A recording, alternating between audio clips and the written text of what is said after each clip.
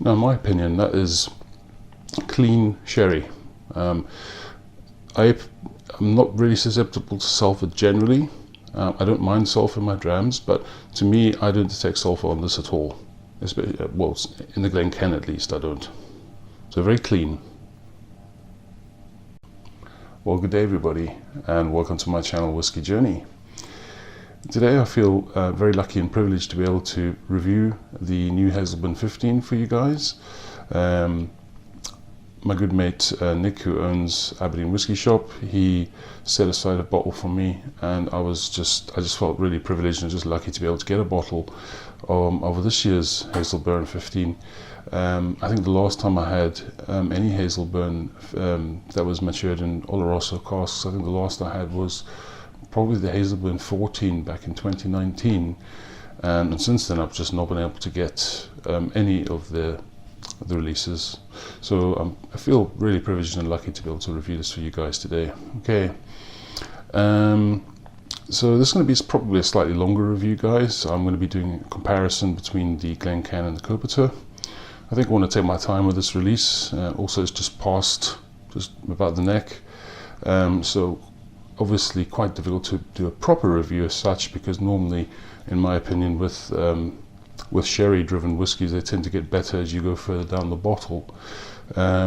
So this is probably more initial thoughts than anything else, but it's interesting to see what differences, if any, that we get between the Copita and the Glencairn.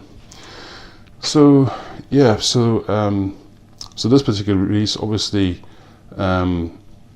quite limited. Well, it's 9,000 bottles, which sounds like a lot, but it's not when it comes to anything sort of Hazelburn Springbank related. ABV is quite high, 55.8%, bottled in September of this year. I'm not too sure on the strengths of the other releases, but I think this is probably the highest strength one that I've had from the Oloroso matured releases. So yeah, so this was matured, fresh Oloroso cask matured, distilled in June 2008 and bottled, as I said, in September of this year. So yeah, so I just want to really just try it and see what we get with the tasting notes. I'm really intrigued. Haven't tried it yet. These drams have been resting now for about 10-15 minutes approximately. So we'll just do a nosing first and see what differences we get between the Glencairn and the Copita. So let's see on the Glencairn first. I'm also going to try water as well with this, because it's higher strength. So on the nose with the Glencairn.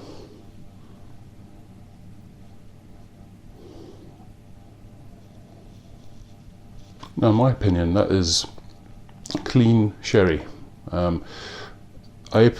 I'm not really susceptible to sulfur generally. I don't mind sulfur in my drams, but to me, I don't detect sulfur on this at all. Especially, well, in the Glencairn at least, I don't. So very clean.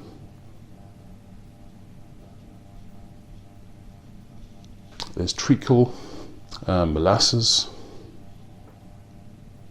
There's golden syrup, maple syrup, treacle. Just what I would expect from a good sherry cask. There's some honey there too. A little bit of grassiness as well. Prunes, raisins, raisinated fruits, dried fruits, and just a hint of earth. Not picking up too much of the Campbeltown DNA on the Glencairn at the moment anyway. Right, let's just have a beautiful nose, guys, but let's just have a nose of the Copita and see if there's any differences to the Glencairn. As I said, apologies guys, this will be a longer review, but please stick with me. Right, so nose on the Copita. Chocolate. Yeah, dark chocolate, I get that first. Underneath that though, prunes. This to me smells, the Glencairn as usual blends everything well together, but it comes across as quite sweet. This comes across as more dry and more savoury, actually. I would say more savoury, definitely. This earthy mushrooms.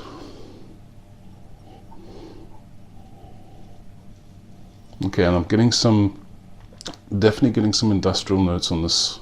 Bit of metal, just not really farmy, not quite that sort of level, but definitely some industrial notes, which reminds me of Springbank, Hazelburn, etc.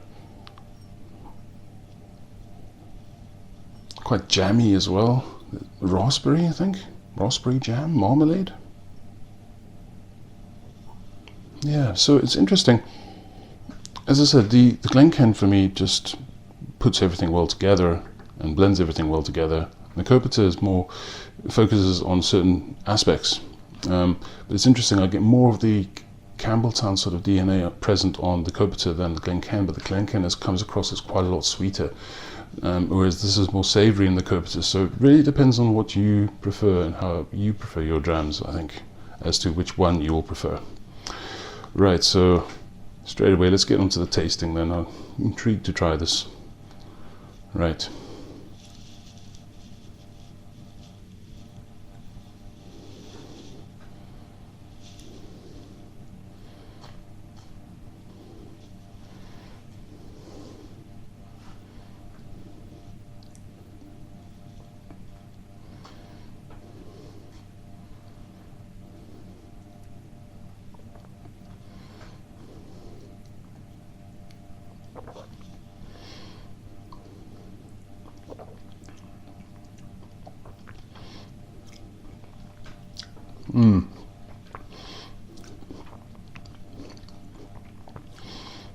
Bitter chocolate, but I'm getting those industrial notes in the finish. Wow, that's really, really nice, guys. So chewy, syrupy texture, good viscosity, greeted with those raisinated fruits, some plums, dried fruit character, definitely. Bitter chocolate that comes more sort of mid-palate, starts to arrive, and then you're greeted with, in the finish, it just becomes quite intense. Lots of spiciness from the barrel, which I personally love. Doesn't really come across as alcoholic in my opinion, but you definitely get the spiciness. And then those industrial notes, sort of like metallic motor oil, that sort of vibe, sort of come in the finish as well. And now more some wood tannin in the finish, still quite drying, but it draws the line between sweet and savoury, I think.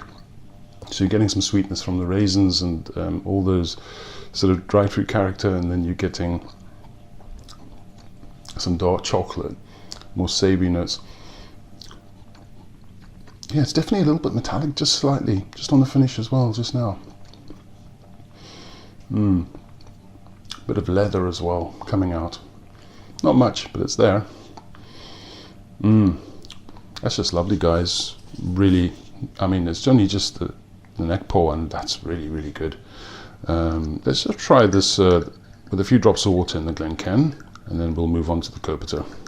So I'm going to add a fair few drops. Let's say 1, 2, 3, 4, 5, 6. We'll go with 6 drops. I don't want to add too much. I do find with sherry drams sometimes adding too much water is not always a good thing. Even adding a little bit of water sometimes is not always a good thing. But let's just see if the profile's changed somewhat with those 6 drops of water.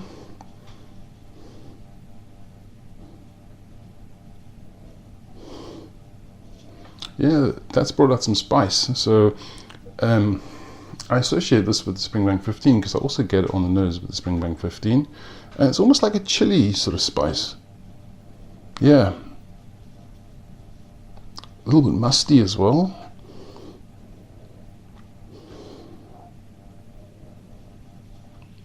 Still getting some dried fruit character. The raisinated fruits with the water have been pushed a wee bit.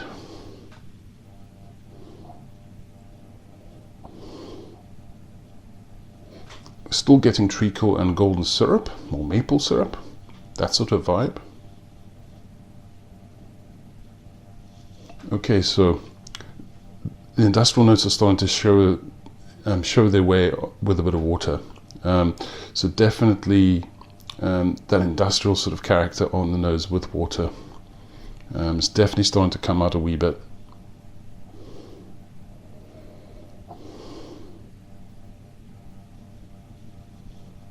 Yeah, definitely. But yeah, still very much dominated, I would say, by the sherry cask. So definitely more sherry character on the nose, with the Glencairn at least, with water. But those industrial notes definitely pop out. Yeah, a bit of grease, engine oil, that sort of vibe, in my opinion.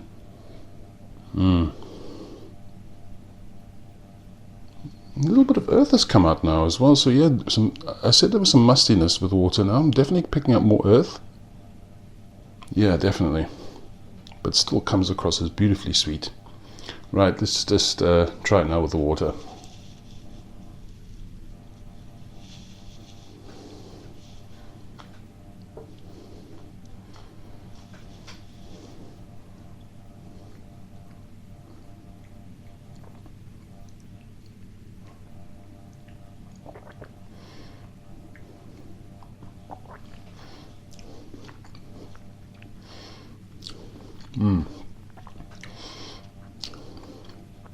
Okay, so that's also lovely, but you lose some of the viscosity with water.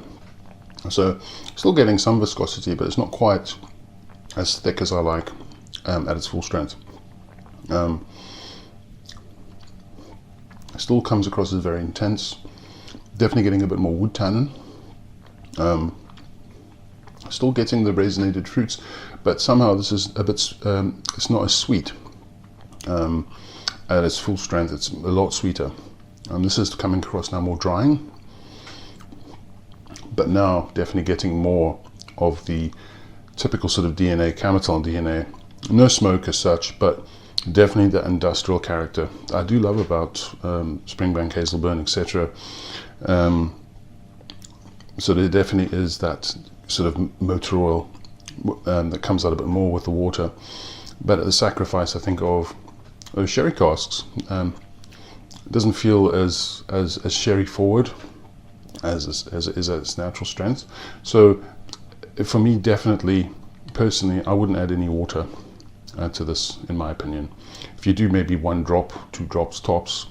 I only added 5 drops there, or 6 drops, I think. But that, for me, some chili coming out now, quite jammy as well. Sort of, again, it plays that line between sweet and savory, and also some sharper notes now that I'm getting. Interesting, actually. Definitely raspberry sort of jam, plums. But yeah, I still prefer it without water. Okay, so I think for the Copita, I'm just gonna have a taste of it. I'm not gonna bother adding water. So let's just have a wee taste. That nose is lovely. Right.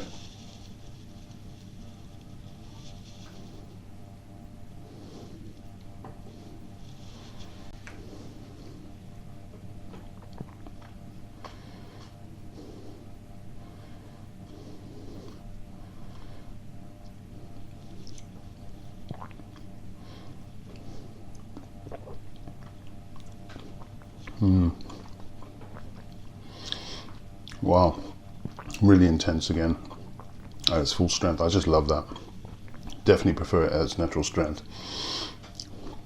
Good viscosity, but now into my third step and becoming quite drying. Lots of raisinated fruits, dried fruits, obvious wood influence. You're getting the spiciness from the barrel, some tannins, some dark chocolate, and then a little bit of, as I said before, a little bit of industrial notes, some engine oil. Now becoming again quite drying in the finish, and more chocolate. but you're still getting the sweetness from the raisins and prunes.